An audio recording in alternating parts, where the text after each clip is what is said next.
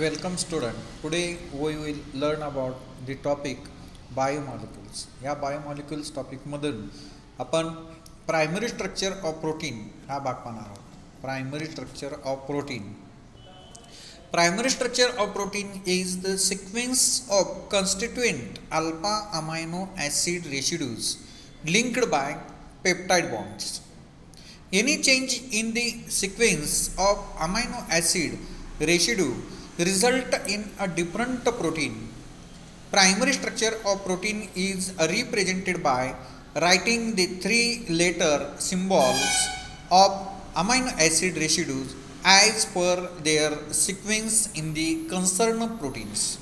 Primary structure of protein म्हणजे यामध्ये primary structure of प्रोटीनमध्ये अल्फा अमायनो ॲसिडचा जो रेशिड्यू आहे त्याची सिक्वेन्सली हे एकमेकांना कनेक्ट केलेले असतात आणि आपल्याला माहीत आहे two or more alpha amino acid combine together to gives corresponding proteins and proteins which on hydrolysis to gives number of alpha amino acids. म्हणून यामध्ये अल्फा अमायनो ॲसिडचे कन्स्टिट्युएंट एकमेकांना लिंक करून त्या ठिकाणी सिक्वेन्सने लिंक करून त्या ठिकाणी जे तयार होते त्याला आपण प्रोटीन्स असं म्हणतो.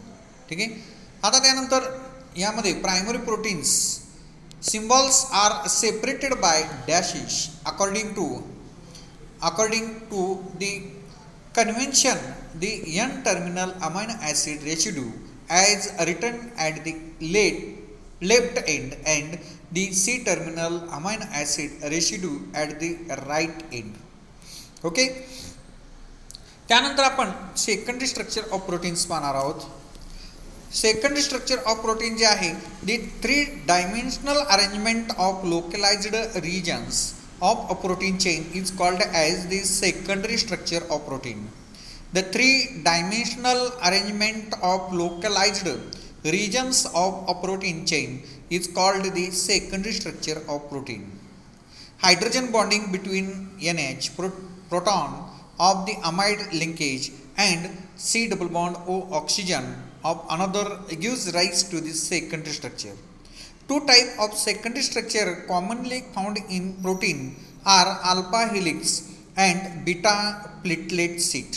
यामध्ये आपण पाहिले की अल्फा अमायनो ॲसिड हे सिक्वेन्सली लिंक केल्यानंतर त्या ठिकाणी प्रायमरी स्ट्रक्चर तयार होते आणि यामध्ये सेकंडरीमध्ये हेच जे स्ट्रक्चर आहे ते ही थ्री डायमेन्शनल अरेंजमेंट जर केली three dimensional arrangement of localised regions of protein chain are called as secondary structure. आणि हे सेकंडरी स्ट्रक्चर जे आहे ते दोन टाईपचे आहेत. त्यामध्ये अल्फा हेलिक्स आहे आणि बीटा प्लिटेड सीट अशा पद्धतीनं दोन टाईप्स आहेत. यामध्ये हे जे स्ट्रक्चर दिलेलं आहे या स्ट्रक्चरमध्ये अल्फा हेलिक्सचे स्ट्रक्चर आहे. यामध्ये हे structure alpha helix the alpha helix forms when a polypeptide chain twists into a right handed or clockwise spiral. Some characteristics features of alpha helical structures. हे जे स्ट्रक्चर आहे हे ट्विस्ट स्ट्रक्चर आहे आणि या ट्विस्ट स्ट्रक्चरमध्ये हे NH बॉन्ड कार्बन त्यानंतर NH बॉन्ड CH आणि यामध्ये हा कार्बोनिल ग्रुप आणि हा NH ग्रुप याच्यामध्ये जे आहे याला हायड्रोजन बॉन्डिंग असं म्हटलं जातं. आणि यामध्ये ही ट्विस्ट जे दोन ट्विस्ट आहेत याच्यामध्ये जे यामधला जो डिस्टन्स आहे त्याला 3.6 रेशिडिओ असं म्हटलं जातं. आणि alternate NHCRH C double bond O NH CHR C double bond O NH अशा पद्धतीनं हे जे थ्री डायमेन्शनल स्ट्रक्चर जे आहे ती एकमेकांना कनेक्ट केलेली असते. आणि हे अल्फा हेलिक्स स्ट्रक्चर जे आहे ते alpha helix forms when a polypeptide chain twists into a right handed or clockwise spiral. Some characteristics feature of alpha helical structures of protein. Each turns of the helix has 3.6 amino acids. Each turns of the helix has 3.6 amino acids. C double bond O carbonyl group of one amino acid is hydrogen bonds to NH group of the fourth amino acid along the chain. Hydrogen bonds are parallel to the axis of helix while R alkyl groups extended outward from the helix core.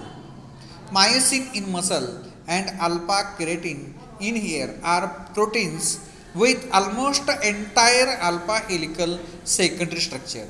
यामध्ये myosin हे मसलमधलं जे proteins आहेत, मसलमधलं protein किंवा हेअरमधले protein alpha keratin with almost entire alpha helical secondary structure. याचे जे स्ट्रक्चर आहेत हे स्ट्रक्चर हे मायोसिन किंवा अल्फा केरेटिन जे आहेत हे प्रोटीन जे आहेत ते जनरली हे अल्फा हेलिकल सेकंडरी स्ट्रक्चर असते. ठीक आहे. त्यानंतर beta plated seat. Beta plated seat. आता बीटा प्लेटेड सीटमध्ये यामध्ये secondary structure is called at beta plated seat when two or more polypeptide chain called strands line up side by side. Beta pleated sheet. The secondary structure is called as beta pleated sheet when two or more polypeptide chain called as strands line up side by side. The beta pleated sheet structure of protein consists of extended strands of polypeptide chain held together by hydrogen bonding.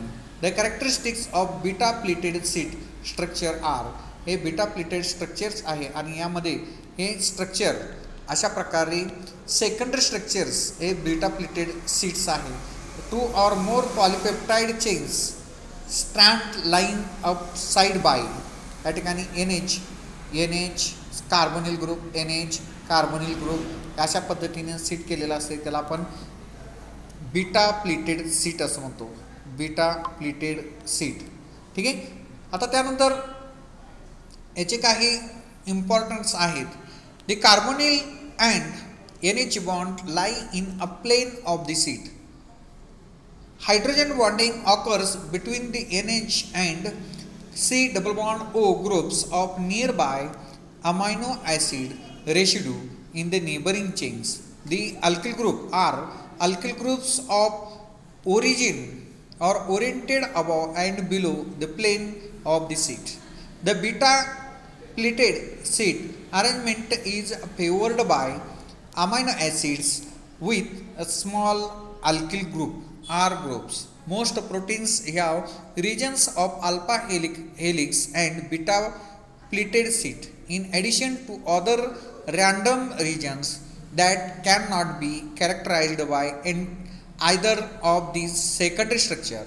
For example, spider dragging silk protein is strong due to beta pleated sheet region yet elastic due to alpha helical region in it. Okay. त्यानंतर tertiary structure of protein, the three-dimensional shape adopted by the center polypeptide chain of a protein is called as tertiary structure. The three-dimensional shape adopted by the entire polypeptide chain of a protein is called as a tertiary structure. It is the result of upholding of the chain in a particular manner that the structure is itself stabilized and also has attractive interaction with the aqueous environment of the cell. The globular and fibrous proteins represent two major molecular shapes resulting from the tertiary structure. The force that stabilizes a particular tertiary structure include hydrogen bonding, dipole-dipole attraction, electrostatic attraction, then due to the ionic group like COO NH3 plus in side chain, and also London dispersion force. Finally, disulfide bonds formed by oxidation of nearby SH group are the covalent bond which stabilize the tertiary structure. आता यामध्ये tertiary structure दिलेला आहे. यामध्ये hydrogen bonding between two structures, helical structures. यामध्ये या स्ट्रक्चरमध्ये या ठिकाणी दिलेला आहे पहा NH हायड्रोजन बॉन्डिंग. यानंतर डायसल्फाइड बॉन्ड, इलेक्ट्रोस्टॅटिक अट्रॅक्शन, आज इलेक्ट्रोस्टॅटिक अट्रॅक्शन, लंडन डिस्पर्शन, त्यानंतर बीटा प्लीटेड स्ट्रक्चर आणि अल्फा हेलिकल स्ट्रक्चर. हे जे स्ट्रक्चर आहे कॉइल्ड टाईप, हे अल्फा हेलिकल स्ट्रक्चर्स, याला आपण टर्शरी स्ट्रक्चर ऑफ प्रोटीन्स असं म्हणतो. Tertiary structure of protein. ठीक आहे. आता त्यानंतर quaternary structure of protein. When two or more polypeptide chains with a folded tertiary structure come together into one protein complex, the resulting shape is called as quaternary structure of the protein. Each individual polypeptide chain is called as subunit of the overall proteins. For example, hemoglobin consists of 4 subunits called as held together by intermolecular force in a compact 3-dimensional shape. Quaternary structure of protein. या quaternary structure of प्रोटीनमध्ये यामध्ये when 2 or more polypeptide chains with folded tertiary structure come together into one protein complex. यामध्ये 2 किंवा 2पेक्षा अनेक या ठिकाणी protein polypeptide chains folding tertiary structure एकत्र आल्यानंतर त्या ठिकाणी प्रोटीन्स कॉम्प्लेक्स फॉर्म होतो. त्याला जनरली आपण क्वाटर्नरी स्ट्रक्चर ऑफ प्रोटीन्स असं म्हणतो. Quaternary structure of protein. यामध्ये the resulting shape is called as quaternary structure of the protein. Each individual polypeptide chain is called as a subunit of the overall protein. प्रत्येक त्या individual unit जे आहे ह्या पॉलीपेप्टाइडमध्ये त्याला sub unit of the overall protein असं म्हटलं जातं. For example यामध्ये हिमोग्लोबिन आहे. हिमोग्लोबिनमध्ये यामध्ये 4 सब युनिट्स आहेत. त्याला आपण हेमी असं म्हणतो. Hemi held together by intermolecular force in a compact 3-dimensional shape असं म्हणतो. 3-dimensional shape. 4 subunit called as hemi held together by intermolecular force in a compact 3-dimensional shape. ठीक आहे. आता यामध्ये हे स्ट्रक्चर दिलेले आहेत पहा. Tertiary structure. Haemoglobin can do its a function of oxygen transport only when all the 4 subunits are together. 4 level of protein structure. यामध्ये हे जे हिमोग्लोबिनमध्ये 4 युनिट्स आहेत, हे 4 युनिट्स हे या ठिकाणी एकत्रित आलेले आहेत आणि हे 4 युनिट्स यामध्ये अमायनो ॲसिड्स प्रायमरी स्ट्रक्चर आहे. Sequence of amino acid. त्यानंतर बीटा प्लेटलेट सीट आहे. Beta platelet seat alpha helix काय आहे सेकंडरी स्ट्रक्चर जे आहे हे सेकंडरी स्ट्रक्चर आहे. त्यानंतर beta platelet seat alpha helix एकत्र येऊन त्या ठिकाणी टर्शरी स्ट्रक्चर तयार झालेले आहे. आणि क्वाटर्नरी स्ट्रक्चर जे आहे multiple unit of tertiary structure म्हणजे या ठिकाणी अनेक जे प्रोटीनमध्ये किंवा हिमोग्लोबिनमध्ये 4 युनिट जे आहे ते 4 युनिट्स हे एकत्रित या ठिकाणी प्रोटीन्समध्ये आलेले आहेत. त्याला आपण क्वाटर्नरी स्ट्रक्चर असं म्हणतो. ठीक आहे. आता यामध्ये आपण जर पाहिलं तर अमायनो ॲसिड प्रायमरी स्ट्रक्चर आहे. Amino acid alpha amino acid sequence of alpha amino acid आहे. त्यानंतर बीटा प्लेटलेट आहे.